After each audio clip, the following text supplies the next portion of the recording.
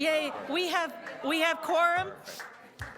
We have quorum. Can I just mention that Councillor Robinson's asking if that can be timed to 11, just so she wants to.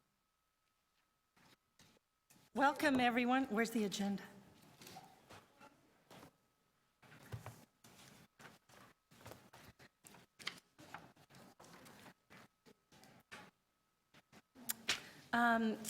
Councillor Robinson has asked that 8.5 revisions of the tree bylaws be timed for 11 a.m.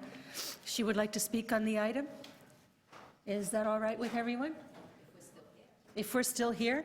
So let's say 11 or as last, yes, item. Moved by Councillor Cressy. All in favor? Opposed? Carried? Are there any declarations of interest?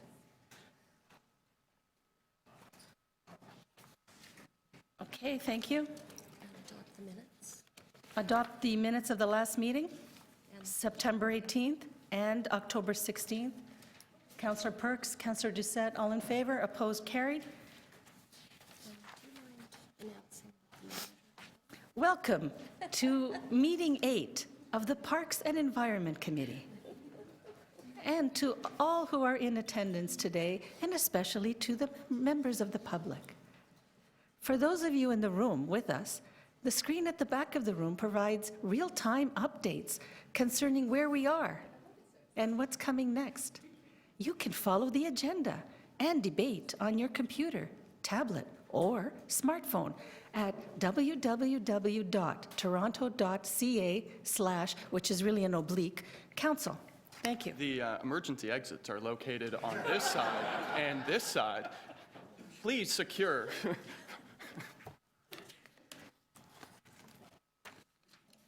Ravine strategy presentation, item 1. Should I do the agenda rundown? Yeah. Item 2, annual report. No hold for a brief No staff- hold? Yes? Hold for brief staff Okay. presentation. So 1 and 2 are held for presentations. Item 3, energy refit program. No? All in favor? Opposed? Carried. Item 4, tree benefits. Hold? Okay. Revision to the tree bylaws, item 5. Timed. 6, sign-related amendment to the Municipal Code, Chapter 608. Hold. Councillor Perks. Item 7, options for winter public access to Grenadier. Okay. We have a speaker. Councillor Doucette, is that the last item? Yes. Let's go back to number 1. All right, so we'll start with the presentation. Item 1, please.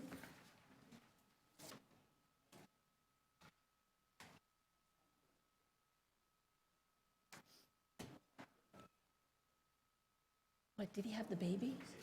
Welcome.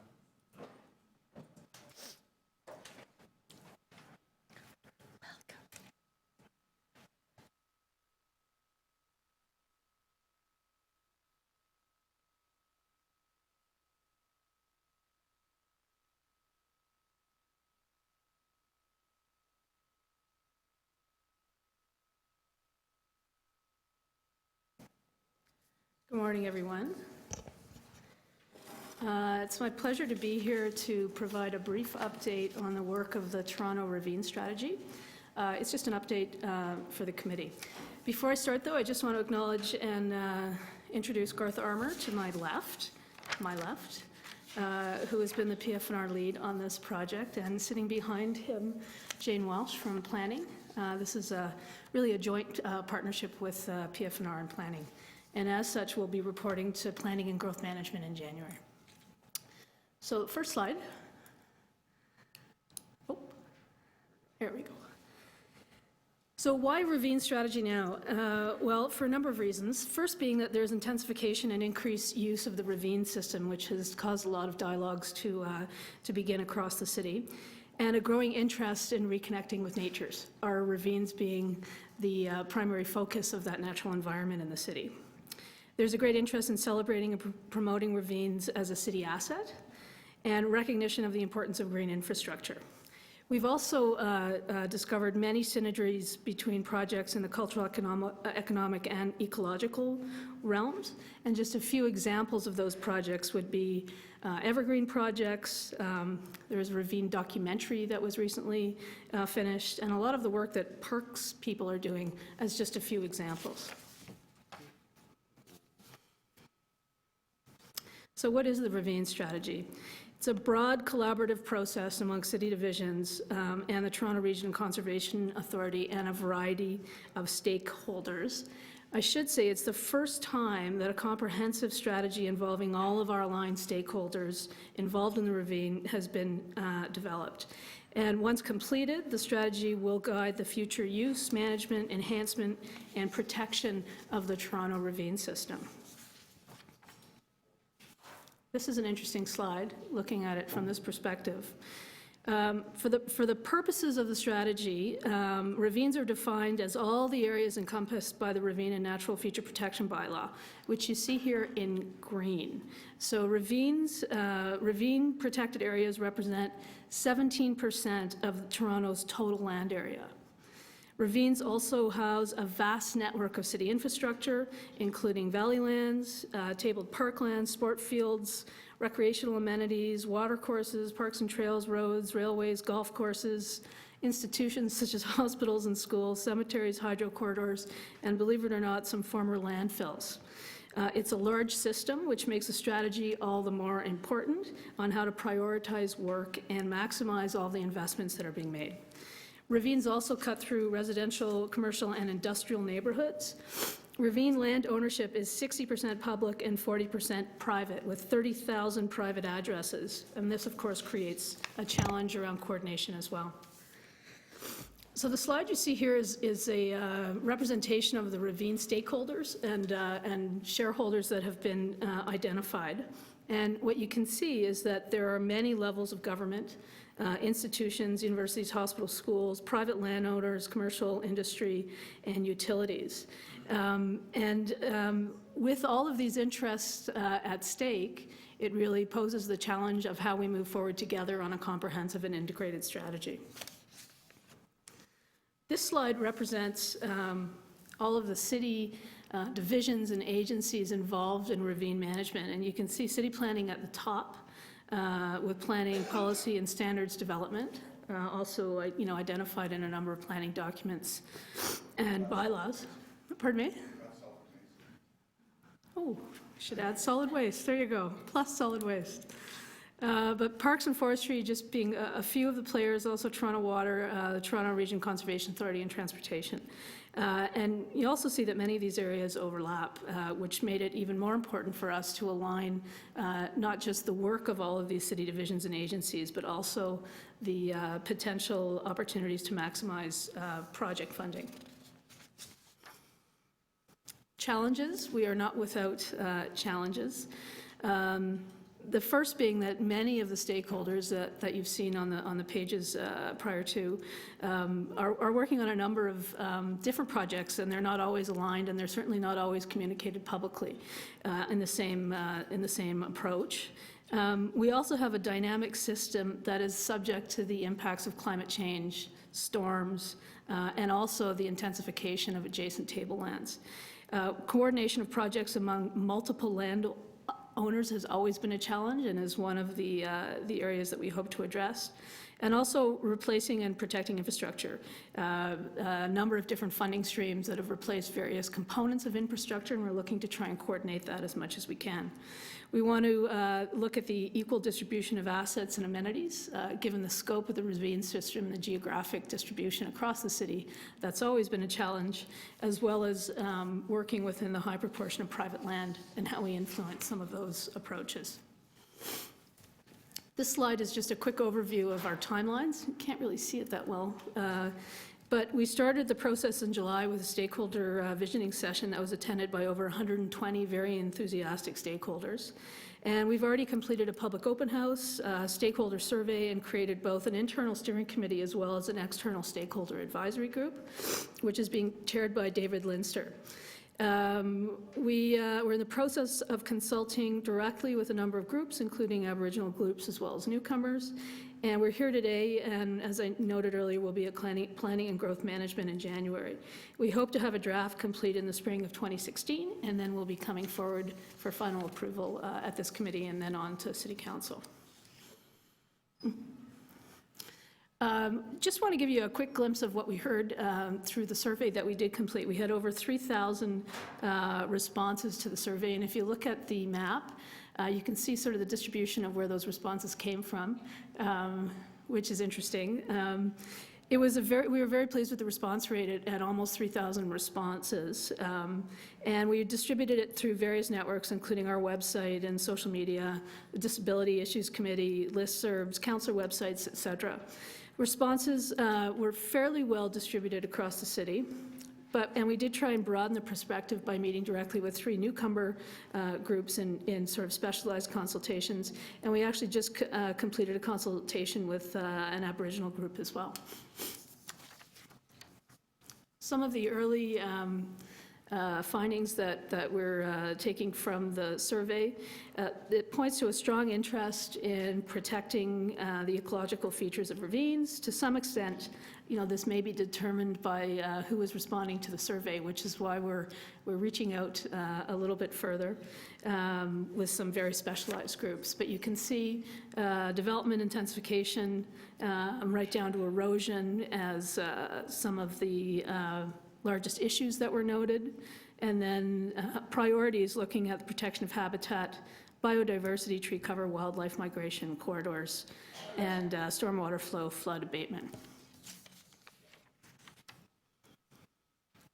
Emerging themes, and this has come through not just the survey, but a number of the stakeholder meetings and consultations, balancing ecological integrity and use pressures. I think this is the most significant challenge we'll have in bringing forward a strategy. Governance, accessibility and wayfinding, connectivity, investment and stewardship, public awareness and education, partnerships and community engagement. And these are the primary 7 themes that we'll be looking at to address in the final development of the strategy. Excuse me. I guess the good news is that we've actually done a lot of good foundational work to address some of the themes that we're looking at, and just a few of those things is the work that we've done around identifying environmentally significant areas. The Evergreen Brickworks in the Western Quarry Garden is a great example of usage in the ravine. We've started a PF&R wayfinding strategy, hoping to address some of those trail wayfinding issues. There's some signature infrastructure that is currently being built. The Lower Down strategy is a good example of some items that are moving forward. We also have the Natural Environment and Trails strategy, the Pan Am Path, which was completed during the Pan Am Games, and a number of public education and interpretive signage programs. I should note the Toronto Biodiversity Series guides that were done through planning have been a great hit. But we also look to a number of volunteer groups in the city that have done a variety of work in the ravine system. So just finishing up, the strategy, very overview breakdown of it. We'll look at vision, guiding principles, challenges and opportunities, priorities, and lastly, setting strategic directions. That's my presentation, and we're happy to take any questions. Okay, thank you. I have a number of questions, and then Sarah? The relationship between parks and TRCA. In the past, we formed encroachment committees, and we've had lengthy processes with respect to illegal structures, including pools, sheds, garages, driveways. Fines were impossible to collect. And so I'm wondering if we've learned anything from that, and if we can have a proactive rather than a reactive strategy to seek out these structures, these encroachments, so that we can be relatively more assured that erosion isn't the natural consequence of all this built form on top of sensitive areas. And that's a great question, thank you. Garth just whispered to me that encroachment is one of the working groups that is included in the ravine strategy. There's a number of working groups that are involved. I should note, and either Garth or Richard may wish to comment as well, that encroachment is an area that we have had increasing levels of discussion in past months, and we are looking to work with a number of aligned city divisions on a sort of joint strategy to approach some of the encroachment issues. How strong is our strategy to recover or to fine people for illicit, illegal building on these sensitive lands?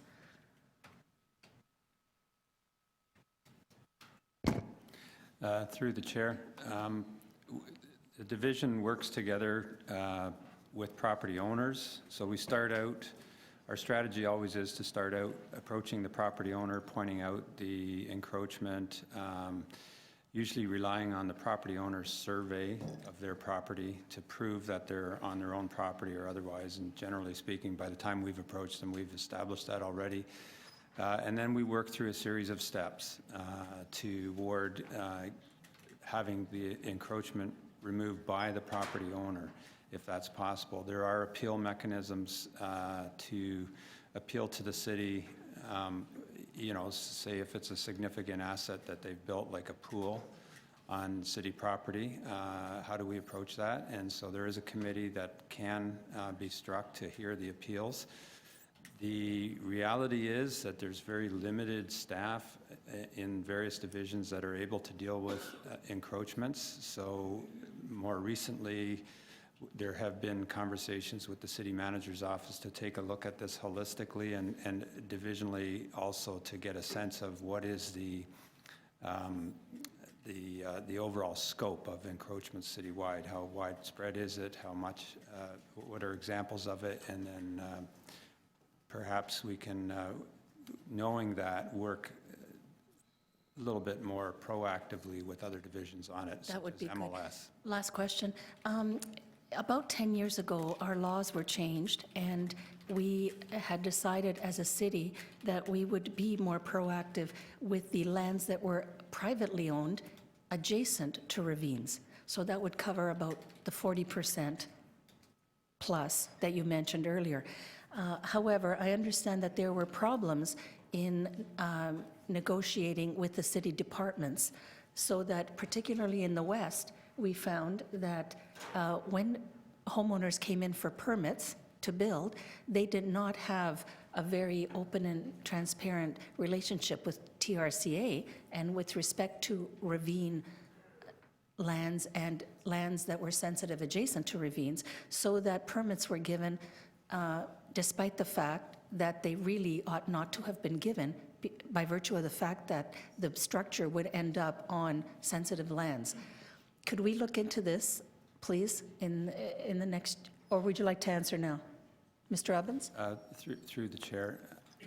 I think that was true prior to the last revision of the Ravine and Natural Feature Protection Bylaw, where we worked together with city planning and TRCA very closely to map out across the entire city, not only the valley edges, but then 10-meter buffer on either side of those edges, so 30-foot buffer on either side of the edges, and then a comprehensive process for plan review that every applicant needs to go through if they're planning on developing on a property that is on or abutting a ravine or natural feature. So that should get rid of most of those concerns. There are still, however, concerns with structures that aren't structures under the Building Code Act, such as a retaining wall or a pool.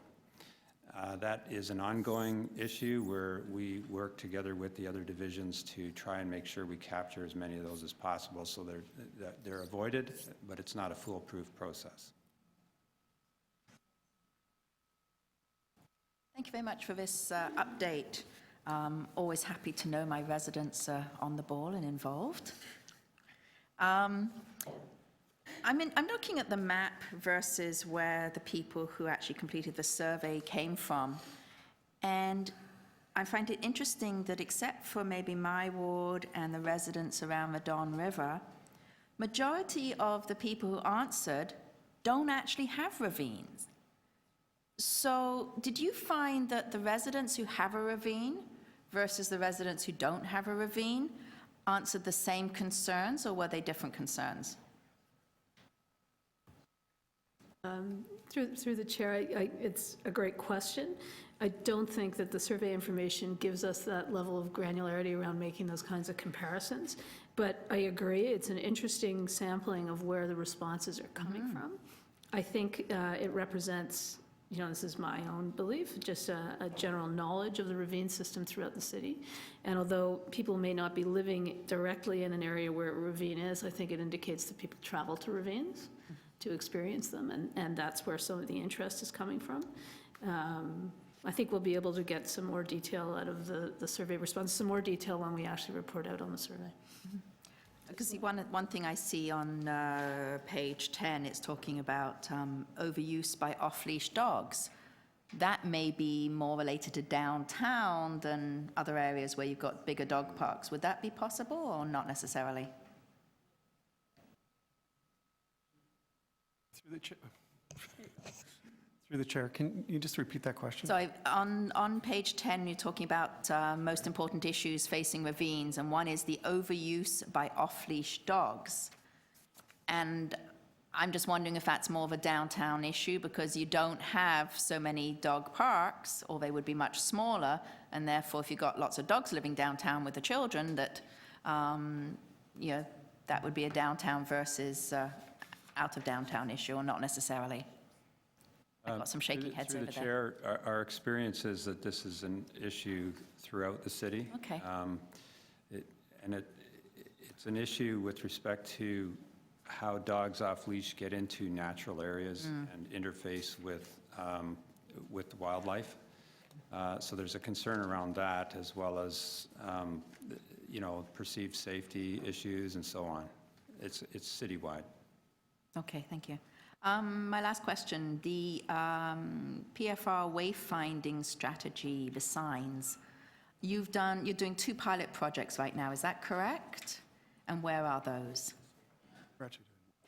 One pilot project? Through the chair, we're doing one pilot project, and that is in the Lower Don from Corktown Commons to Pottery Road, up to Broadview Avenue and Riverdale Park West. And the signs have been designed and will be manufactured and installed in the spring of 2016. And when will you be expanding to other parts of a city? Parks? So, I'd like to just clarify, there are actually 2. There's one in the Lower Don, and there's another one which the committee had asked for, and that has to do with emergency wayfinding. Right, These are that's different. GPS position. Those are little yellow signs which, Correct, on the life-saving equipment near ponds and rivers and so on. We've got a couple of areas in High Park and Centennial Park in the West District, for instance, as pilots. We're seeing how they work and whether they are helping. We've been working together with police services and EMS and so forth. And that's in addition, the 2 will come together under one stream eventually, but the other project referred to is a very comprehensive Lower Don along the lake kind of pilot, which if it works, we can report out on in its fullness and what that would look like going citywide over time, which would be fantastic. when will you be reporting out, and when can we start it in other parks? Through the chair, we, at the end of next summer, we're going to be doing a comprehensive survey of users to ensure that there are no changes that need to be made to the wayfinding strategy. And then I think at that point, we would be probably reporting out about this time next year with a strategy on how we might roll it out across the city. Okay, I look forward to having that come to my area, because when you've got a beautiful park, you really don't want all these signs, and if you've got it structured the way you've designed it, I think that'd be brilliant. But that's on my speaking note part. Sorry, thanks. Thanks. I notice that the draft strategy comes out, well, I'll say February, and then the final report is May. And between those two things, you have the two groups meeting and a single public open house. That's the extent of the public review of your draft recommendations? This is a draft approach right now, so that's what we have scheduled right now. If there's a need for more, public interface, we're certainly open to including that It seems to me from experience that when you say, let's have a conversation about a strategy, the population of people who are interested is X, and then when you say, we think this should be the strategy, the population of people who are interested is, say, 10X. Right. And you might want to build more opportunity for feedback in there. And I was also thinking we might want to consider how members of this committee can have a conversation between there being a draft and a final report.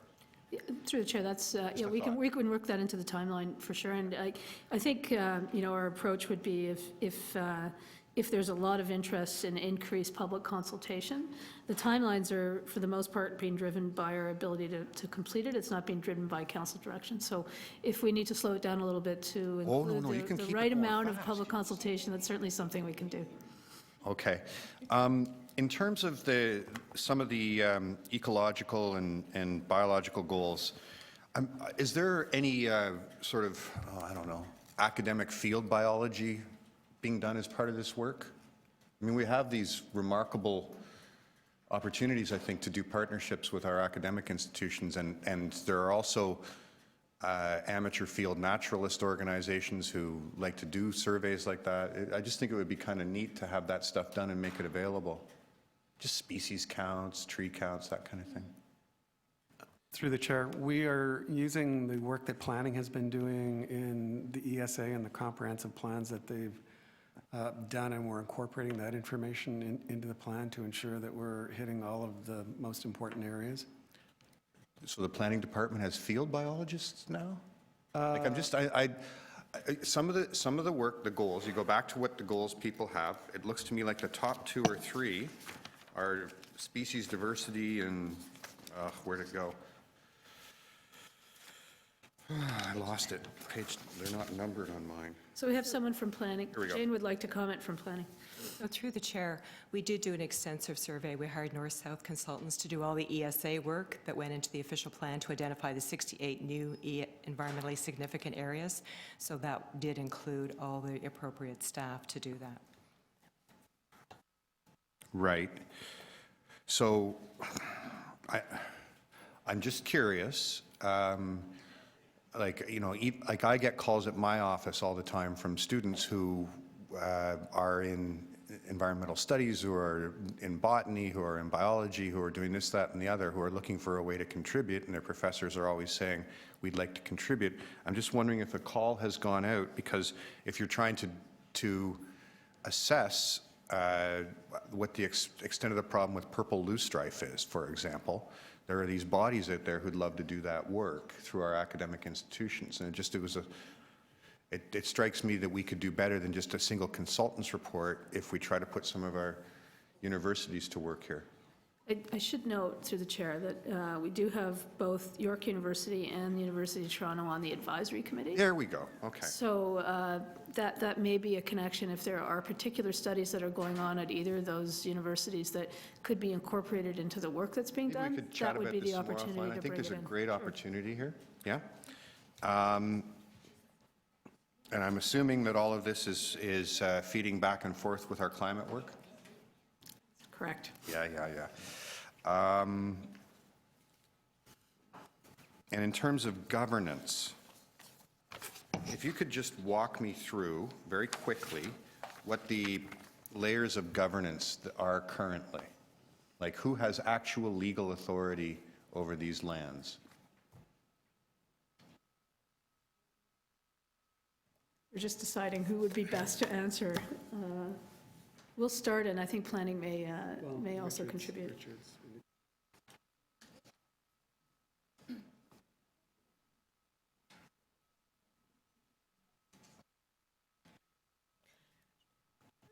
Well, I guess we'll start with the lands are predominantly owned through the Toronto Region Conservation Authority and managed through the city to some extent. And you want to add the various sort of legal pieces around that. If you're looking for in terms of, through the chair, through development applications, and it's a whole layered approach, is that what you're looking for? Well, there's that. Who has the authority to, I don't know, Through the chair, maybe I could help. There's several pieces of legislation Yeah. that fall into place because TRCA owns the land. The Toronto Region Conservation Authorities Act is certainly a piece of legislation that helps us govern the land. There are certain flood and fill regulations that govern the use of land and govern the use of adjacent lands that affect the flood plain and so forth, and the water conveyance. We also have our parks bylaw, which governs the use of the parks within those lands. We have our ravine and natural feature protection bylaw, which is a combination of city planning, city forestry, on behalf of Parks, Forestry and Recreation, vetting all development applications through it, has regulations on what can and cannot be done in the valley lands. It's all done under the umbrella of the official plan as well. So there's a lot of legal framework for staff to work within. And then beyond that, we have our divisions and the way we interact together between Toronto Water, even transportation on the trail networks, ourselves in Parks, Forestry and Recreation, city planning, and we consult often with city legal. So there's a lot of players in the ravines. And then we have actually governance in a form of say the Ontario Power Corporation Act and what you know, their infrastructure Corridors, that yeah. runs through, and then you know, your various Okay. gas and oil companies all have Right. legislation that they work under, and their infrastructure is in the ravines, and so we have to be cognizant of that. And that's that one slide sort of speaks to the complexity of. So is one of the things we're going to imagine whether or not that balance of powers is correct? I mean, whether we want to, for example, ask the federal government to restrict some of the powers that private utilities have through here? We haven't drawn that conclusion yet. I think we would look to Is it a live question in the conversation at this point? It hasn't been a live question yet. I think through some of Like I the should fill in my strategy form. work that, well, I think, you know, if I can, I mean, the strategy isn't finished yet, so it's still undetermined what will be the final recommendations in it. I can speak that it's looking, I think, at the broader governance issues, rather than some of the very specific things that you may be speaking of, but there may be some stakeholder feedback that comes back that speaks specifically to those issues that would then drive us to have a look at them. Thanks. Are there any more questions from committee members? I have a quick question to Janie. I understand that you have staff that are charged with developing new trails. Does that fall under this category? Yeah, that's correct. Okay, and I understand that there were items that community members wanted added to the budget for the next year under, I think it's under Rob Richardson's portfolio?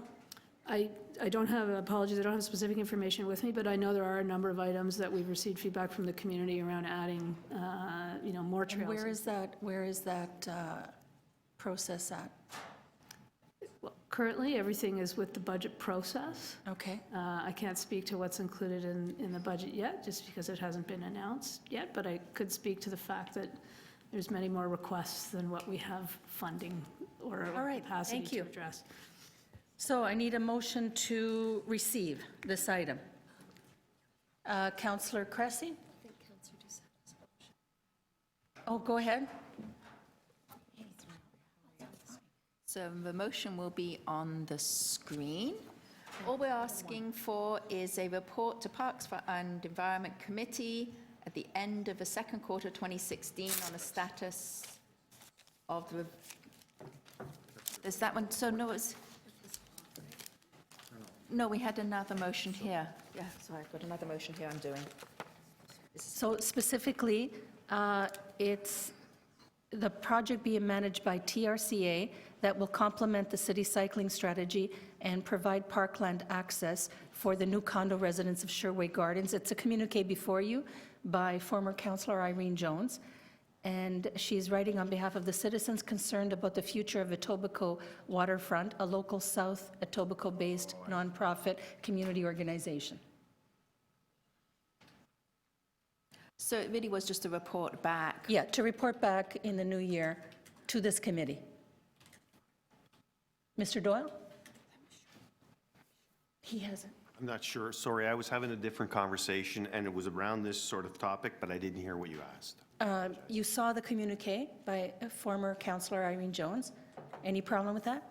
It's part of a master trail through transportation, so this would have to be in consultation with transportation. That's a major artery through there. Yes. So it's a cohesive relationship with transportation, Toronto Water. So I imagine we could report back out on the status. Okay. Right. Great. All in favor?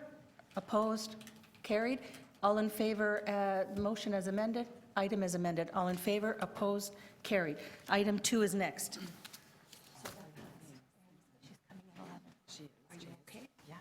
Over to me. We don't have a formal presentation per se on the context of the report, but we thought it was important to bring to the committee's attention the fact that that since our last meeting, the city has received recognition from more than one body for the work that we've done on our work with respect to energy efficiency, conservation, and demand management. And I wanted to bring two specifically to the committee's attention. One of them is a recognition from the Mayor's Megawatt Challenge, which set a target of 10% for energy reduction in the Cummer Arena, which had an energy efficiency upgrade that was executed jointly by PFNR and the Environment and Energy Division, achieved a 10% reduction in total energy. 13.7% of that was electricity, and we reduced greenhouse gas emissions by some 54 metric tons. So that was a major accomplishment. The other one is a recognition of by the Race to Reduce, which is a program that was run by the by Civic Action, and Civic Action has set targets in 2011 to reduce energy consumption in buildings by 8%. And the challenge was put forth to all commercial buildings in the City of Toronto and surrounding area to reduce energy consumption by 8%. It was a full-year program, and it ended 2 weeks ago. And I just wanted to point out that there were, I think, about 140 buildings that were registered in this program. And they represented everything. All the banks were there, Brookfield, Marathon, they were all in there. And the City of Toronto was as well. 8% target. The City of Toronto received 4 awards. Metro Hall achieved a 15% reduction in energy usage. 277 Victoria Street attained a 19% reduction. City Hall a 21% reduction. And the Archives achieved a 60% reduction in energy use. The City of Toronto Archives building was the #1 building in the program in terms of the amount of energy reduction that was achieved. And we are all very proud of our accomplishments here. I think it represents a lot of work that's being done across divisions, and I think we all need to recognize the really great work that we're all capable of doing. And, you know, this did come with hardware, and I brought one along. This is the award for the Archives building. And I just wanted the committee to know that our work is now being officially recognized by the communities in which we all work and live. Thank you.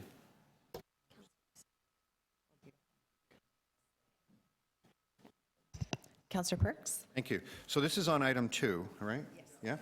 And so I'm just trying to understand. The Green Energy Act requires us to publish and prepare and publish an annual update on the energy consumption in GHGs. Is that what you're doing right now? That was item 3, I think. There's 2 reports. One of them is the energy retrofit program in PFNR facilities. That's item 2. I'm sorry. I thought I heard you say you were on item 2.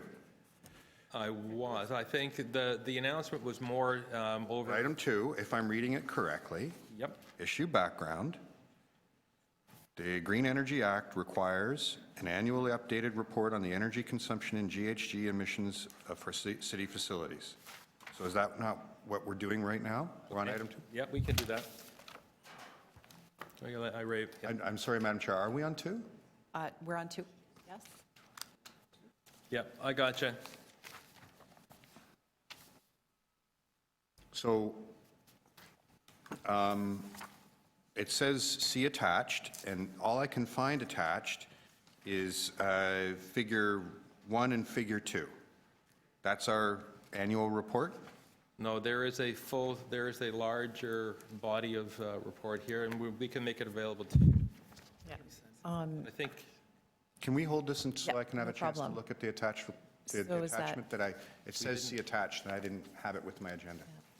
Yep, okay, so we'll just hold down the item, and then what we'll do is we'll move over to, while we're preparing that, and we'll allow Councillor Perks to go through that, we'll move on to 8.4, which is tree benefits, and Councillor Doucette, you held this one. Is that okay? Did, thank you. Let me just get my Do you head want around this to, we now. can go to questions of staff on this one, okay. Sounds good. Great. I'm just going through quickly because where's my questions? check. Okay, so this is about what kind of trees we're putting in what places and why they're there. This was from a motion I put forward a while ago because I was wanting to know about adding to our collection the idea of how much carbon a tree takes out of the air. So I understand that's important, but I also understand, and what this report is saying, which, correct me if I'm wrong, is it's in some respects more important to make sure you're planting the right tree in the right place so it's going to survive. Is that basically where we're coming from here? Through you, Madam Chair, that's exactly it. I mean, the right tree in the right location has far greater benefits with respect to sequestration and the other benefits such as quality of life. That's your ticket right there. And our tree species list incorporates that. And you're going to be updating the brochure, though, which goes out to residents who are planting tree on their front area, indicating the right tree, right place, and some of the ones which do more on the carbon side. I think 9 out of all your ones you're recommending are the ones which do higher carbon. Is that correct as well? Through you, Madam Chair, that's correct. We'll be updating our information and linking it to the web. When you do your brochure, I'm assuming Appendix 11 is in Latin. Now, my Latin, I haven't done Latin in a number of years, and I must admit I wasn't very good at it. So thank goodness for Google, and I went and Googled some of these names, and wow, we've got linden trees and beech trees and birch and ginkgo and elm. We will give the people a choice of maybe the Latin and the common name of a tree, will we not? Through you, Madam Chair, we do actually, we provide that information. This was a technical report. In hindsight, I recognize that as well. We should have provided the common names. The problem is common names sometimes get misunderstood. Example would be blue beech, could be represented as a hardwood. So we'll provide the common names. I hope so. Thank you very much. This is a good report. Appreciate it. Thank you, Councillor Doucette. Others to question staff? No, seeing none, then to speak. Just very quickly, thank you very much for coming back with this. It's very concise, it's to the point, and I look forward to seeing a few extra trees added to the list. And also, as times change and the climate changes, I'm sure we're looking at different trees. I'm sure we're not going to be recommending too many black walnut trees any longer, close to homes. Great in the middle of a park, but maybe not on the front lawn. But I think this is evolving. I think it's great. So thank you very much. Great. Oh, and I move whatever I need to move for the report. Or receive, or whatever we're doing. Yep. So motion. So you'll move the motion to receive, and all those in favor, opposed, and that carries. So we move back to Councillor Perks. Do you need more time on that report? Yep. So. Okay, so we'll move on to PE 8.5, And that's revisions to the, sorry, timed, yep. And PE 8.6, and that was held by Councillor Parks. But he's, so, are you? This is.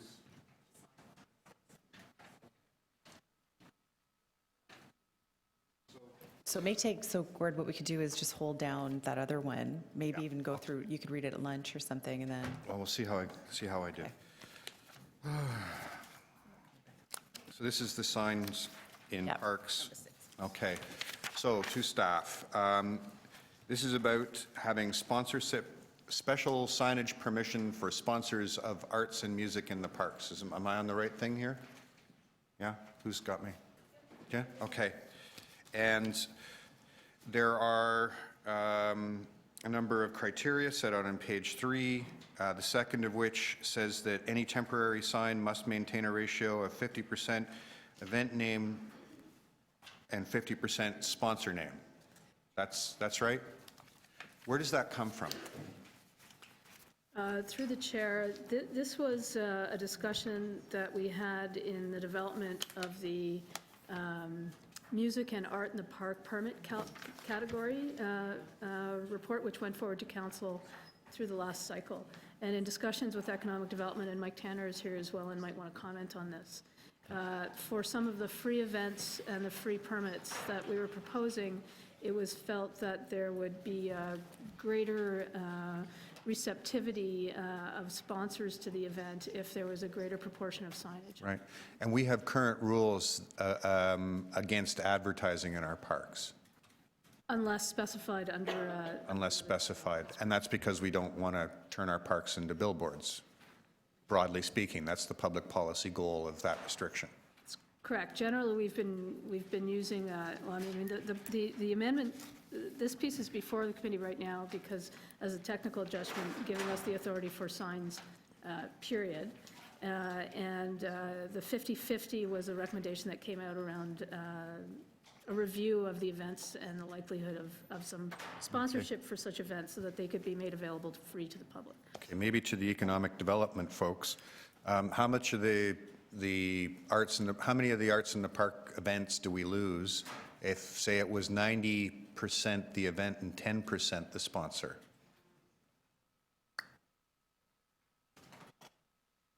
I can speak to that, Councillor Perks. Historically, the guideline has been 20% for the sponsor signage, and until the Arts in the Parks program has opened up the Music in the Parks category for event organizers who are not-for-profit organizations. Anybody who wasn't a not-for-profit would have to ally with a not-for-profit in order to get a permit. The experience from the music community has been that sponsors have originally sometimes been interested in getting involved with sponsoring, for example, a concert series or a small festival in a park, but when faced with 20% of the overall event signage have lost interest, and that was the idea behind increasing the percentage of sponsorship signage allocated to sponsorship to 50%. I can't tell you how many, what percentage of sponsorship you're going to lose on events if it were bumped up to 90% for the event and 10% for the sponsor. But my sense is that when event organizers are putting on an event in the park, they've got to pay for the artists somehow. They've got to pay for their production expenses somehow, and that is through sponsorship if they're not gating the event or selling any admissions to the event on site. Okay, so effectively, we're making a deal to turn a public space into an advertising space in order to generate the value for a corporation to make it worth their while to sponsor the event. Is that sort of what's happening here? Through the chair, I would just comment that I think there's always been a blend, a balance of advertising and sponsorship in a number of events in city parks, whether they're through the music and art in the park permit categories that were just created, or just through our regular special event process. I think the thinking on the art in the park and the music in the park piece of it was that since they were free events to the public, that increasing the advertising would increase the likelihood of events being hosted. I can't say I agree with Mike. I can't speak to how many events have been lost, because I think it's a move forward approach rather than looking at what's happened in the past. Prior to this, we used a 20% guideline around advertising, sponsorship signage, and the actual event signage itself. And I've got a few examples here to show you if people are interested. Yeah, if you could put them up for me? Sure.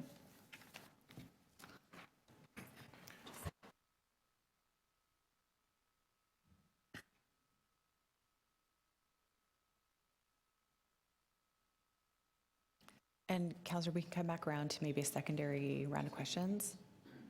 Okay. I have Councillor Audrey-Mary and then Councillor Cressy. So this is an example of some of the signage for the Beaches Jazz Festival, and you can see where the sponsor signage has been placed. But should note that this is under the special event category, not under the art in the park and music in the park category. So there's significant special event fees that are paid for this event as well. Thank you. And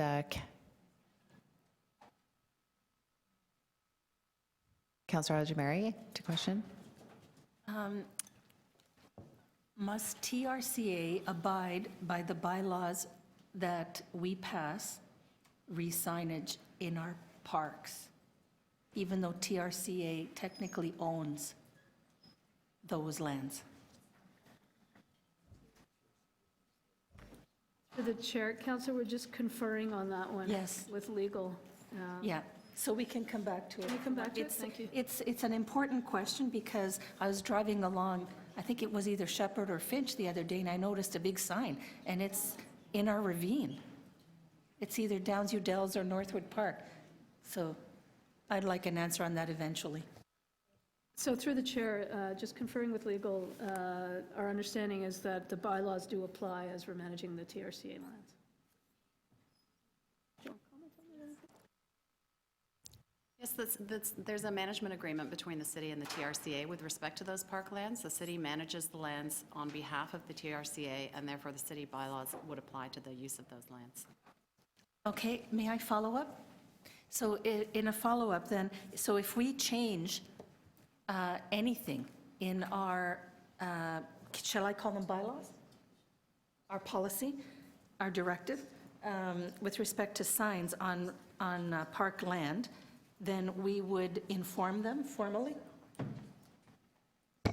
Sorry, we would inform the TRCA, but Yeah. the lands are managed by the city, so the TRCA is not involved in the day-to-day operation of the parklands. The city is essentially acting as owner of the lands for the purposes of the use of the lands. Except that we at TRCA voted for a sign policy, and we changed it last year. This is another one of those interagency. Through the chair, if I can suggest, we can liaise with Thank you. TRCA and Thank get you. back to the councillor specifically on that item. Thank you.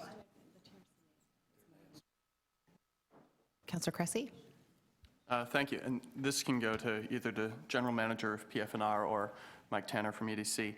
So is the proposal here for any and all events in parks, or just for the arts in the parks and the music in the parks program? I just want to understand that. Through the chair, it's for all events in city parks, So we would be, including the arts in the parks and the music in the parks category that were just created. so we would be extending the ratio on a 50-50 basis up from what it currently is now at the 10 to 20% basis for advertising for all events in parks, including commercial events, not just the arts in the park and music in the parks programs. I just want to be clear on that. Through the chair, that's correct.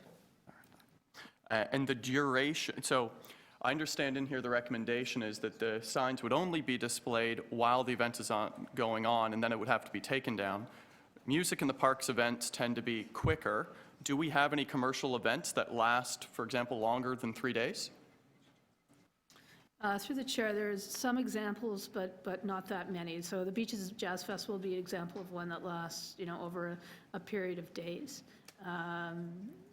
There are a few. I can provide a list, but it's not a huge list. But during, for example, during the Pan Am Games, did we not have some parks which were in use with some sponsorship for an extended period of time? Through the chair, through the Pan Am Games, most of the sponsorship was actually done through the agreement with Pan Am. So Nathan Phillips Square, as an example, which isn't actually classified as a park, Right. came under the agreement with Pan Am and the sponsorship agreement that was included in that. So all those signage was part of that agreement.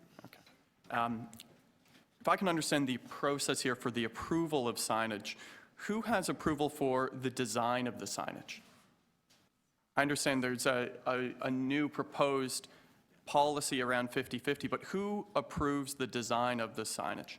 So the approach that we would implement would be that all signs prior to them being installed would be reviewed with our permit staff and approved by our permit staff to ensure that they were following all the appropriate rules. Okay, so PF&R permit staff would be the ones approving the design of the signs. Correct. So through the chair, if, as part of the permit application process, regardless of what that permit would be, there's a number of checkbacks that happen with our permit staff, and checking back on any signage would be added to that list of approvals before the permit is actually implemented. And who has say over the approval of the sponsor? The sponsor, through the chair, is generally through the event organizer. Okay, so under this policy, could Porter Airlines sponsor an event in a waterfront park? Through the chair, yes, they could. There's nothing in the policy that specifically excludes any particular businesses in the city from participating as a sponsor.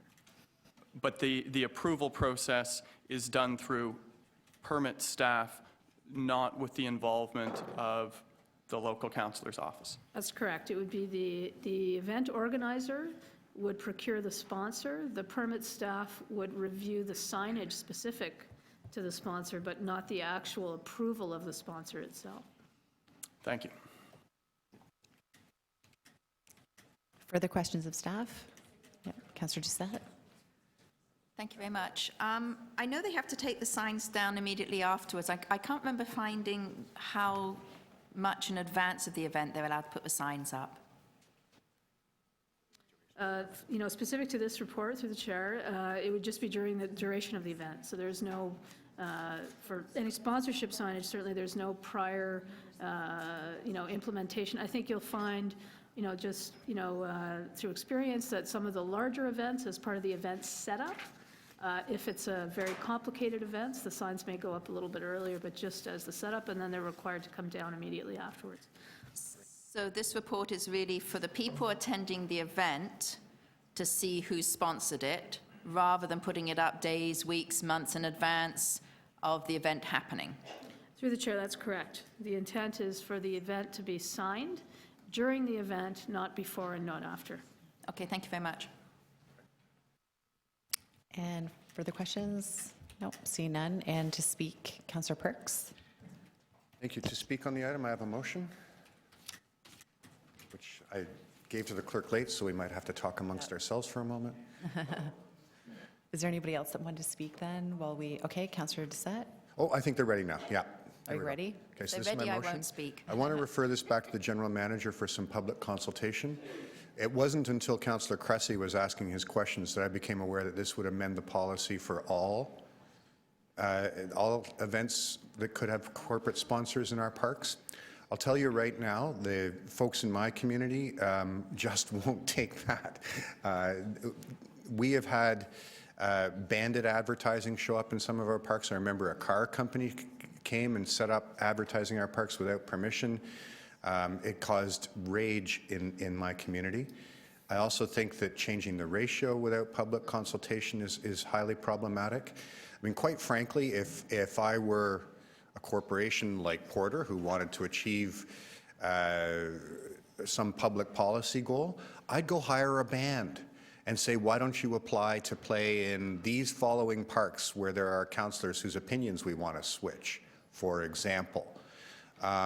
Similarly, our public parks are supposed to be areas of respite. One of the few places where you can get away from the constant assault of advertising on city streets and in public places already. So I think that given that this came attached to an item which was, to the public's eye, just about getting art and music into our parks, and now we find out it changes the advertising policy in our parks in a substantial way, I really think the public ought to have an opportunity to weigh in on this conversation before we make any amendments to the bylaw. And questions of the mover? So Councillor Perks, when timeframe? I guess maybe we should ask. This leaves it at the discretion of staff, so they'll report when they're ready. I imagine that because they felt that we should be considering this, they'll do it in a timely manner. I guess just. Look at that big smile. I must have guessed right. So I guess I'll speak with staff about it then. Maybe we can have a comment from staff on If that? it's the desire of committee to do further consultation, we can certainly embark on that. You know, there was public notice of the change in the bylaw that went out as part of this process. But if there's, you know, further consultation that the committee thinks is necessary, we'll certainly follow that direction. Thanks. Okay, and Councillor Cressy? Well, thank you. I must admit, when this came forward, I thought it was specifically to Arts in the Park and the Music in the Parks programs, both of which I think are very strong and important programs for our city and our cultural sector, and I'm a supporter of. And I think supporting and finding ways to enhance the revenue capacity for some of our cultural institution around arts in the parks makes sense. And I think what this recommendation tries to speak to is the duration, that it's limited to the event itself. But I have concerns and will be supporting Councillor Perks' motion precisely because this is not just about arts in the park and music in the parks. This is actually a blanket change for corporate sponsorship and to increase the ratio to 50-50 for all events in parks. That's not acceptable to me. And some of those events have a longer duration than a music in the park program. And so I have serious concerns about that. And so that has not been adequately addressed, and I will be supporting Councillor Perks' motion for that reason. The other piece is I have concerns as it relates to the approval process. I don't believe that local councillors should be in the business of dictating who gets to sponsor what event. That shouldn't be our role, but the process as it's outlined here does not satisfy my concerns about the types of sponsors that would be engaged in this. And for those reasons, I'll be supporting Councillor Perks' motion. And other councillors to speak? Councillor Doucette? No. Councillor Ajamari? No. Okay. And so on the motion? All those in favor? Okay. And yep, that passes. So we'll hear back from staff hopefully in the first quarter of the new year. Great, thanks. And so coming back, so Councillor Perks, you obviously couldn't read. I know, I'm sure you're a fast reader, but. Okay, so we still have a few more minutes before the 11 o'clock timed item. You know what, I can do this now. So if I could get some, thank you very much with the indulgence of the chair. So looking through the. Oh, and I'll just repeat, so it's item 8.2, okay? 8.2. Just Okay. flipping back to that because there was a report attached. Councillor Perks requested for the report. He now has the report and is asking questions of staff. This is actually how I managed to pass university courses, by reading quickly. So I see on the figure 2 here that far and away the largest energy consumption type of facility in the city is sewage treatment facilities. That's right? Right about that? And then looking in the more detailed report, I noticed that it's actually within that Highland Creek is far and away the problem there, that its energy consumption is 2 to 3 times what other facilities is. Is that a function of volume or the type of technology or what? Through you, Madam Chair, the reason for the higher consumption at that facility is also because of the volume of waste that they treat. So it's not solely based on their equipment and the way they handle the incoming waste, it's also the amount. Okay, so would you be able to just send me something that is volume to energy consumed for those different treatment facilities? Is that Yeah, we piece of certainly. data you could generate for me? Okay, thank you. On these different energy consumption rates and climate change related emissions by facility type, was there any effort made to compare how we do, to benchmark us against other Ontario operators and maybe even other larger municipalities? Yeah, when we were putting this together, one of the key parameters was equivalent energy usage per square foot. And we benchmarked, in that case, against BOMA, which the Building Owners and Operators and Managers Association. We compared what our targets were and our performance was relative to their information, which is gleaned on a national basis. And so out of the, I'm going to guess, 25 different categories you've got listed here, which of them are the ones where we're not doing as well as BOMA's benchmark? The BOMA benchmark deals specifically with larger office buildings. Oh, okay. So maybe I asked my question wrong. Let's go back then. Were the categories that you have here, water pumping facility, street lighting, indoor sports arena, were these benchmarked against anything? Through you, Madam Chair, Councillor Perks, the information at the time when we started doing this work, and so far we've put out 3 of these reports, was not available across the province for other facilities of the same kind. The way we handled this challenge was by actually using all our internal facilities, and we are fortunate that we have many facilities that have similar operation types.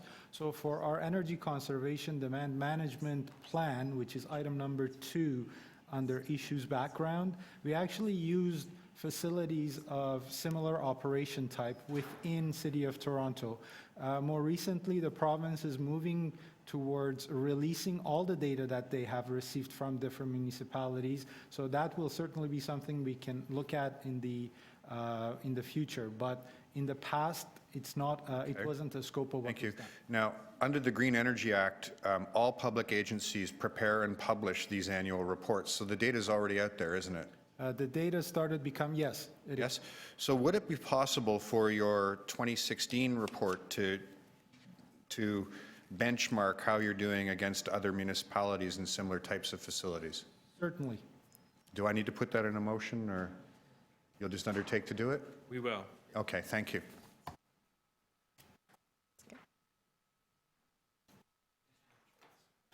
Okay. Any other questions of staff? No. I'll seeing move none. receipt. Okay, so Councillor Brooks is moving receipt. All those in favor? Opposed, and that carries. Great. So we still have a few more minutes.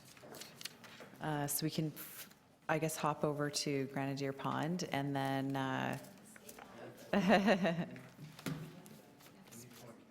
okay, so there's one speaker that we have on that, so we can, if Miroslav is here. Mr. Glavich, how are you? If you want to come up and speak, and then we'll come back to the item after Mr. Glavich speaks. So you, as usual, you have your 5 minutes.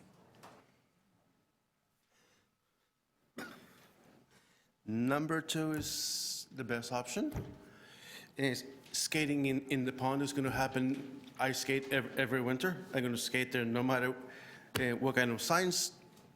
In some trails, in some pathways, in Scarborough, there's a sign that says no winter maintenance, use at your own risk. The city could put that. You're never ever going to control how many people go there. I know, I've been skating for 15 years. I know when the ice is thick enough. I don't want to fall in through, because then Councillor Perks will have to rescue me out of the lake. My lifeguard certification is like 4 years old. Oh, crap. Anyways, skating is a part of, it's the Canadian thing. You have all skated at least once in your life when you were kids, if you grew up in Canada. It's going to happen no matter what, and you're never going to put a fence around it, no matter what. You know, some kind of sign saying just like this, that tree bylaw that says you can't climb up a tree without a permit. Put some kind of warning, just like the beaches all over the Lake Ontario have those colored flags. Put something. You're never, ever, ever, ever going to ban anybody from going there. Go any weekend during the winter, and you're going to see people skating there.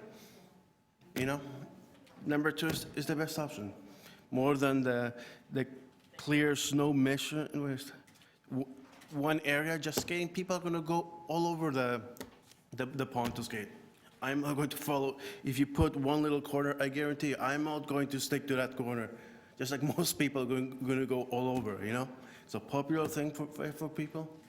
And quite a lot of people from Scarborough come because there's no pond or river to skate in Scarborough, That's all.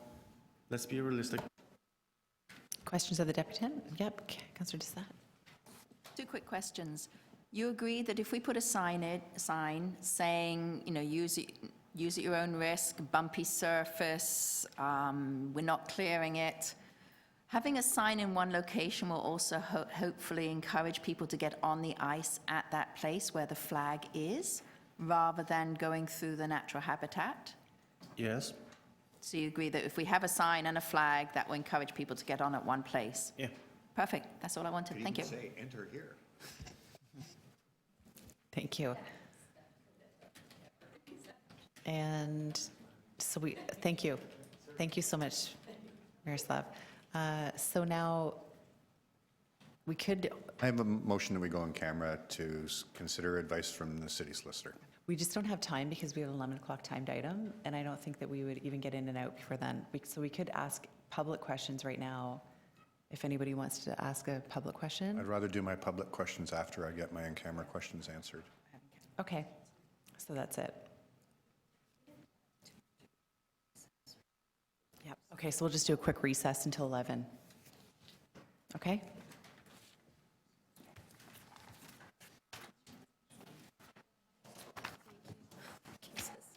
What?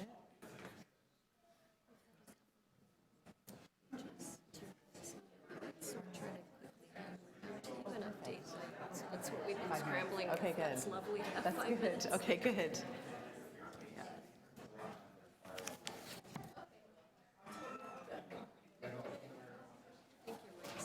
Yeah, sorry.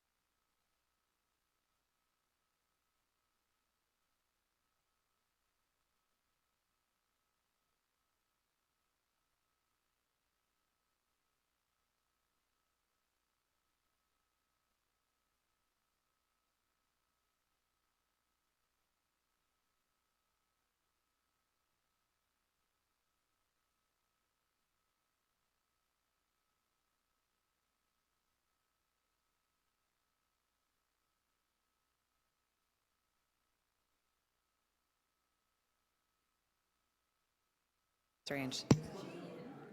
Resume. She- I know. Yeah. Just resume. So I just say resume. Call the meeting back to order. Okay, so I'll call this meeting back to order. Everybody can hear me? Let me do my little. Thank you. And it looks like Councillor Robinson is not here. She's tied up in another meeting for Public Works. So we'll just resume and move forward, and the councillor can speak at council regarding this item. So we'll, I guess we'll just move to questions of staff. And this is the, yep, for Jason. Okay, oh, we do. So there's one deputation, Adam Vandermeij. Mr. Vandermeij, thank you. And so you have 5 minutes to speak. I was actually hoping to speak after everyone had talked. I didn't realize I was going to be speaking before, but I did talk to the general, I spoke to some parks people before I came up here, and I'm like... Satisfied? Satisfied, thanks. Okay. Thanks. And that's fine. So the order is that you would depute, and then we would ask you questions, and then we move to staff. So Okay. if you have any further questions after, Okay. Then what we can do is we can meet offline, or you Okay. can contact my office, or we can contact staff or Great. whatnot. Okay? Thanks. Thanks. And so, sorry, back over to that. Go to the questions of staff. Yeah, Councillor Doucette. Thank you very much. My first question is something I've been asking for a while. Why do we use this 30-centimeter rule versus the type of tree and the age of a tree? Through you, Madam Chair. So the type of tree and age of tree are relatively important, but essentially the size of the tree is relative to the size of the crown, the dynamics of the crown. So if you have a larger crown with a bigger spreading, it has greater benefits to the City of Toronto. And keep in mind, it's the tree canopy target, which is 40%, which is citywide coverage.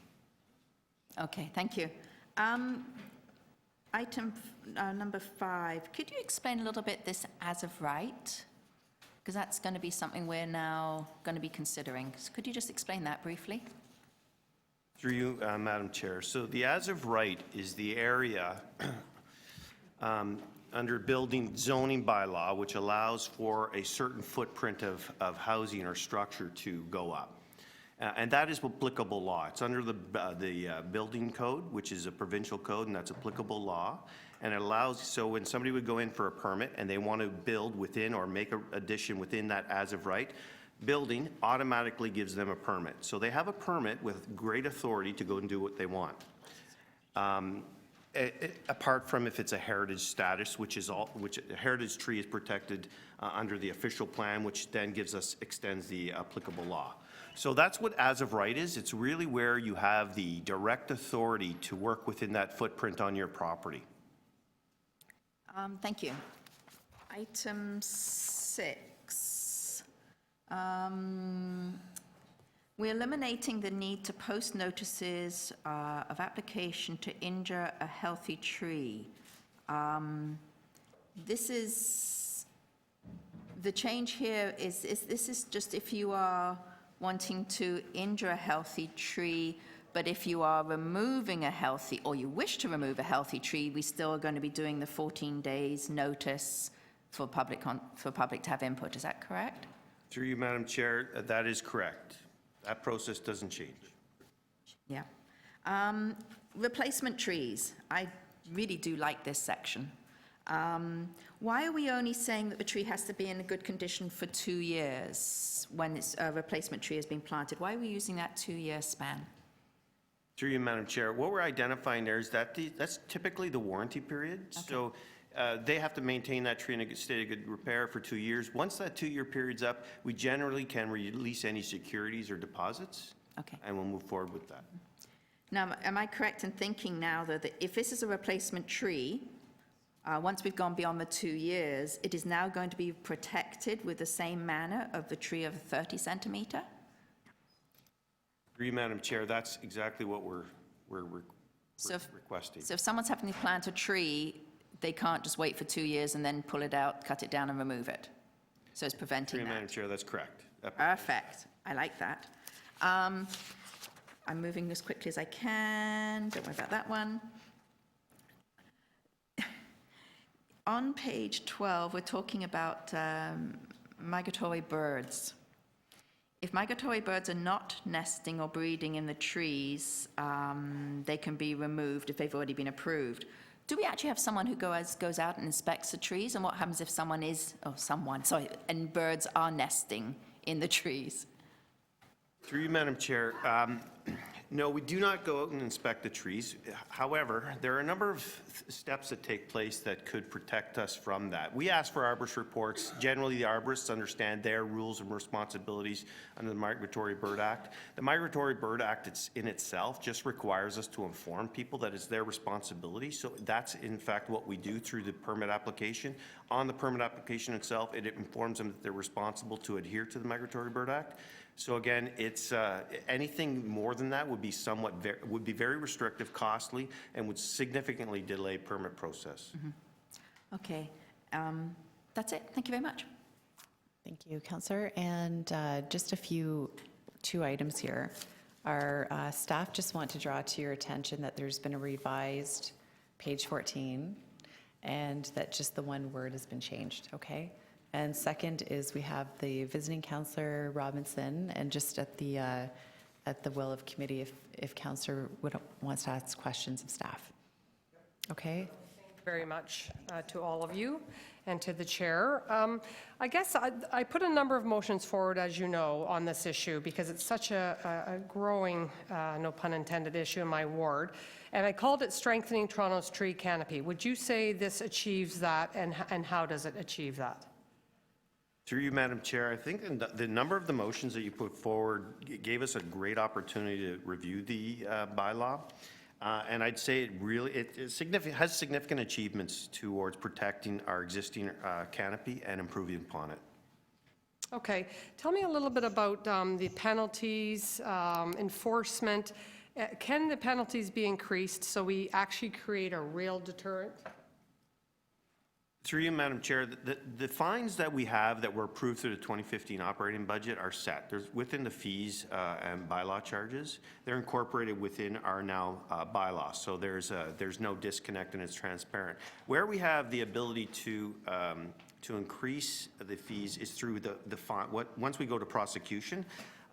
We generally stood away from prosecution in the past. We used it as more of an education. We didn't have a compliance fee, so we tried to work with educating the public. I think the combination of having a compliance fee now enables us to build a stronger case for prosecution if required. So there's, I think, where we'll have the protection enhancement. Okay.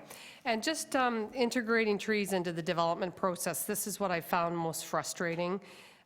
So trees seem to come up currently, trees come up after the fact in consideration of development applications. So when we're looking at the footprint, and if a city councilor wants, and a neighborhood wants to try to fight to save a tree, if it's in the footprint right now, it seems almost impossible. So could you just speak to the development process and how the tree bylaws have been better integrated with this, what you've proposed? Through you, Madam Chair. So the application process for tree removal falls under two streams. One is through the development application review process, which is the site plan, which is city planning.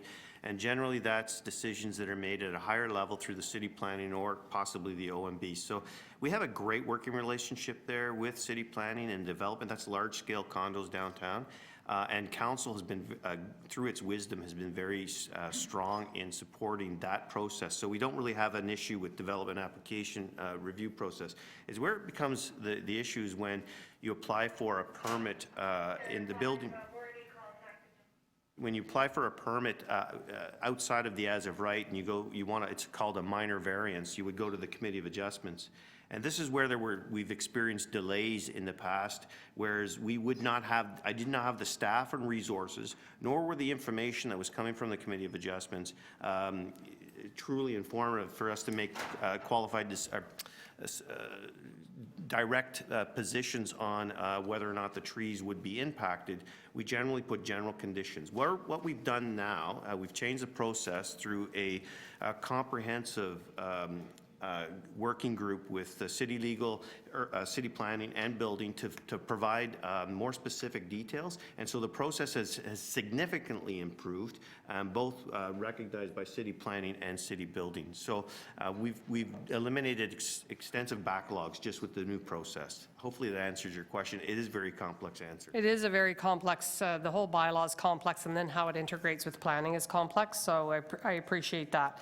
And I guess just related to what's happening currently, when you post, residents have the impression that they can help save the tree, but really, currently, they can only have input to the replanting strategy or plan. Is that correct? Through you, Madam Chair, that's correct. So we're going to modify the language in the bylaw so it's transparent and it's clearly articulated at the time of the application. And so, it is indeed currently just input onto the replanting strategy or plan?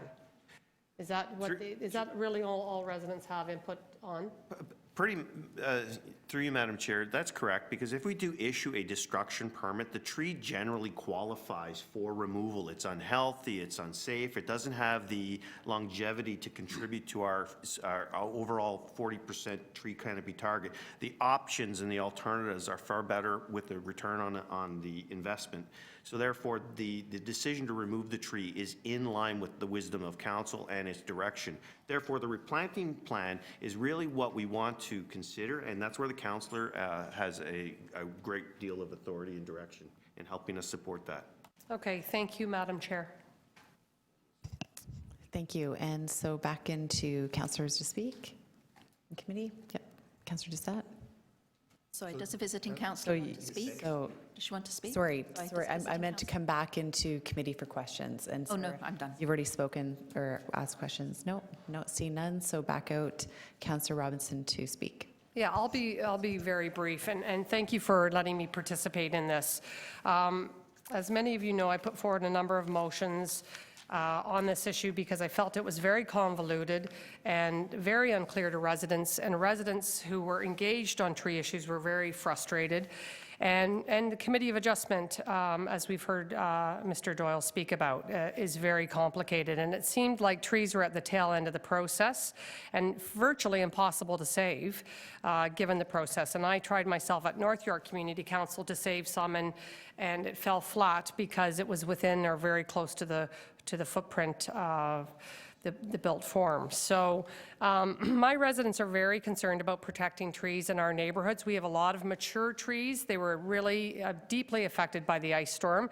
In fact, I think Hydro said at one point Ward 25 was hit the hardest from a mature tree perspective during the ice storm. So we've lost a lot to that, to ice storms, intensity of weather, storms, windstorms, winter storms, as well as developers that continue to take down multiple trees on various sites across Ward 25. Intensification probably is our number one tree loss problem. So as everybody knows, we have 10 million trees in the city, and we need to make sure they're front and center. And the bylaw needs to do its best to strengthen the tree canopy. So I want to thank staff for this report, and I look forward to councillors supporting this. And if anybody has any ideas, because it is complex, if anybody has any ideas or ways to make this even stronger from a political perspective, I hope that people will put those forward. But at least this is a big leap forward, I believe. I hope. Thank you. Councillor Robinson, thank you. And to speak, Councillor Doucette and then Perks. Thank you very much. Thank you very much to everyone who worked on this. You've got new information here. I think it does make it clearer. Okay, there's one or two items which I know are in there for legal reasons, but I think it will make it clearer to residents. The boundary trees, that's a thing which we've been fighting with, working on for a while now, and I think the definition here is really good. Someone was just asking me about that the other day, in fact. So there's a lot of good items in here. I also do like the expiry date of the application to injure a tree, because that could go on and on and on and on and on. I think that's really good. Penalties, I would still like to see more penalties. I think I definitely agree with Councillor Robertson on that one. It should cost them so much when they take down a tree illegally that they won't do it. Also, thank you for your change on page 4. I really appreciate that. I read that about 5 times. It was describing a healthy tree that could not be maintained. It should have been can maintain. We all make errors. I'm sure you've had hundreds of people edit this. That happens. But thank you for the revision. I really appreciate that. And thank you for answering all my questions, and thank you for allowing me to bug you over the last year at least about things which should be changed from our experiences. I think that's where these things happen. As councillors, we experience things in our wards. We know the bylaw isn't quite there. We come to you, we give suggestions, and then we get a better bylaw. So thank you very much. Thank you, Councillor Doucette. Councillor Perks? Thank you. I just want to add my voice to the chorus of those thanking city staff. Our tree bylaw, particularly the portions that apply to private trees, is just a little bit over a decade old now. And I remember the battle to get that in place. I remember the tremendous leadership of former Deputy Mayor Joe Pantalone, and this is a continuing testament to the environmental movement, to Toronto City staff and the former Deputy Mayor Pantalone, that Toronto continues to be a leader in the protection of our canopy, including on private property, and it's a really remarkable thing. The fine-tuning here is just part of the constant revision and watching to make sure that it works as smoothly as possible. The changes here are minor in nature, just the important little bits of tinkering to make it less painful and to smooth out some of the bumps in the process. So very good work. I'll be supporting it and endorsing it wholeheartedly, and Torontonians can rest assured that that work we all did a decade ago to protect our tree canopy is just as vigorous as ever. So thank you. Thank you. And any other councillors in committee to speak? Seeing none, I will just move the staff recommendation, and this is to request council to move the bills. So also, I had lots of time with staff, obviously, as chair, to review this with them, and it's a fantastic report. And I myself, even in my very first term on the Parks Environment Committee, noticed that there were some gaps and problems that were occurring even between the different levels of government and legislation, and sign posting and sort of some misleading points to our residents on the fact that we could save trees that we just wouldn't be able to save. So I really appreciate staff's work, and Jason, all your work on it. It's fantastic. And I'm going to just move that. And so all those in favor? Opposed? And that carries. Okay, great. And then so what we'll do is we will move to the final item, which is on Grenadier Pond. And we have a motion from Councillor Perks to move in camera, and that'll just take a few minutes, but so we'll have to read that out. And I think that's by Councillor Perks. So I move that the Parks and Environment Commission recess its public session to meet in closed session to consider this item as it relates to receiving advice that is subject to solicitor-client privilege. Great. And so we'll just take a few minutes for the clerks to prepare the room. Oh, vote on the motion. All those in favor, opposed, and carries.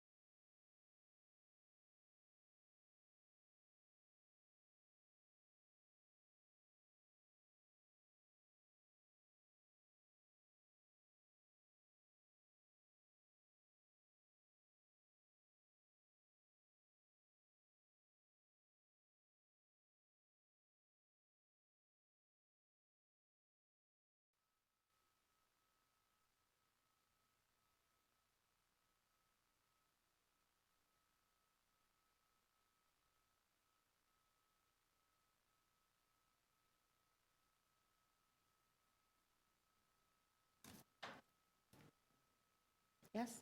All right. So we resume the meeting. Councillor Doucette, you're the first speaker. Thank you very much, Madam Chair. Doing a wonderful job, by the way. Look good there. My motion is that City Council direct General Manager, Parks, Forestry, Recreation to implement an ice monitoring program that would provide testing of ice thickness and quality by an ice engineer and surveyor within the designated area of Grenadier Pond, and necessary signage and a flagging system to inform the public of the risk associated with activities on frozen bodies of water, as outlined in option 2. And then it goes on, because obviously we do need some money to do this, and that the $50,000 should be included in the 2016 recommended operating budget submission, da-di-da-di-da. So, as many people have heard me say, people have been skating on the pond for 100 years. I don't think there's any way in heck we can actually keep them off. Fencing, I don't believe will work. What I believe, though, is by setting up this designated area and testing the thickness in this designated area and using the flag system which is suggested. So red would mean stay off. It is not safe. And I believe people would then believe this rather than seeing a sign which just says thin ice, stay off, when in fact you may have hundreds of people skating right beside the sign. I like the idea of a yellow sign as well. I think that's good, saying you may use this designated area at your own risk. I hope that covers what the city needs. I know that residents were not looking for an amazing skating program. They love taking their shovels and making an area for shinny, because if you don't clear the whole area, actually it keeps the shinny in its location. So you have people skating, you have people snowshoeing, cross-country skiing, just walking or just standing. But if they can clear their own section, they can make a little rink if they want to do the shinny, which actually protects the other kids who are skating. The only thing I would like to add to the sign suggestion is a map showing where the designated area is. So when people are coming onto the pond, the map will be there so they know where the area is. I know in the report it says that we'll actually show it on the ice, but I'd like it on the ground as well, so when people are heading off in the right direction, they don't head off in the wrong direction. The other reason I also feel is very important for this is if you've got a sign and a flag in a location, people are more likely going to come and get on the pond at that location because they want to look at the notice, they want to look and see what the flag is saying. This, I'm hoping, will protect our natural environment area, which we've spent, TRCA has spent thousands of dollars over the last few years growing bulrushes, growing the weeds, the reeds, as natural habitat. Right now, these are getting decimated as people are walking onto the pond from all different areas.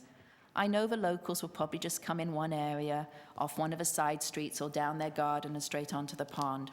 But for those who want to come and skate on the pond, who maybe don't walk, are driving to High Park, they will have an area and be encouraged to come on where it won't be damaging the wildlife. If you go on YouTube, you'll see videos going back to 1950 and beyond of people skating on this pond. Fashions and the skates have changed, but people's will to be out there on that cold day and skate across this pond is what they want to do. You see these bubbles coming up through the ice. Oh, dear. They don't want a clear surface. If they did want a clear surface, they could go to one of our ice rinks, which we do have the Zambonis and we do clear the snow.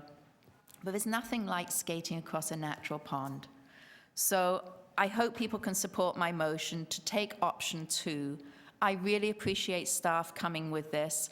The first plan was good, but this wasn't the right location for a skating program. It really wasn't. This is a pond. This is nature. This is natural. You want to be skating where you just see the wildlife around you. So you've heard me I spoke 2 months ago. I'm not going to repeat everything, but I do thank staff for coming back with a new option. $50,000. I don't think that's anything. We spent $78,000 putting the Bird's Nest out in Nathan Phillips Square for a couple of baseball games.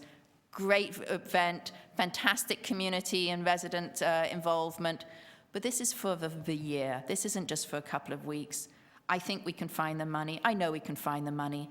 I'm just in some respect hoping that we don't have a really, really cold winter this year, because I understand we probably wouldn't be ready this year with an engineer unless we can borrow someone from the Marines if it really does get cold, the Police Marine Department who used to test it. So on that note, thank you. I hope everyone can support me. I have questions for you. Sure. Firstly, the word quality in your motion. Yes? What do you mean by that? Do you mean clearing or sanding it down in any way, making it more even? No, I don't mean any of that. I believe that there should be a natural ice. What I think we mean by quality is that the engineers know how thick the ice has to be to say you may come onto the ice. So I'm getting all these nodding heads here. See, I've learned a lot about ice in the last few years, believe me. They're the experts. They will say that if it's X number of inches, the quality of the ice is thick. Okay. It's the thickness. You It's don't not. expect the $50,000 to be used for any kind of clearing? No. Thank you. No, there's no management. It's up to residents to bring their shovels. We might want to put a couple of shovels down there, but basically residents bring their own shovels now, and I think that's part of the fun of it as well. Councillor Perks. Thank you. I have a motion.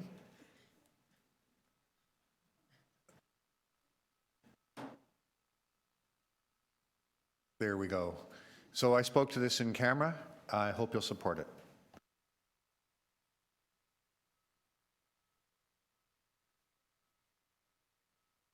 Okay, so it's not for today.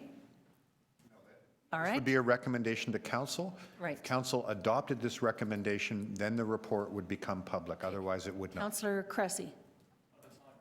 No? Go ahead.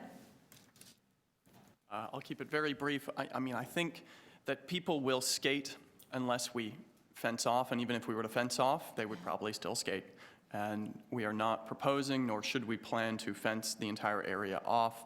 We're also not proposing to create a new outdoor arena skating facility with full-time staff. Rather, we're looking at what I think is a practical approach here, and I'll be supporting Councillor Doucette's motion. I think it allows us to test the ice in a designated area, puts a flag situation in place, which I think informs residents and mitigates risk. And as I say, I believe that just like we do with our skate parks and encouraging people to wear helmets and having signage, I think this is a practical approach that allows us to carry on a time-honored tradition that's gone back for many decades in the city and do so in a safe way. I feel compelled to speak. Okay. I entered this argument believing that I would heed the warnings of caution, and after listening to the local councillors' compelling arguments. Oh, I meant councillors single, the councillor. I know. I feel that enough of an argument has been made for enough of a solid argument to give this a year's try and go ahead and give the community what it so fervently wants. It's a true community enterprise. So I think we'll make it unanimous. Okay. All in favor of Councillor Doucette's motion? Carried. All in favor of Councillor Perks' motion? Carried. Item as amended? Carried. Thank you. That completes today's agenda. Thank you, Chair. Well done. Meeting adjourned.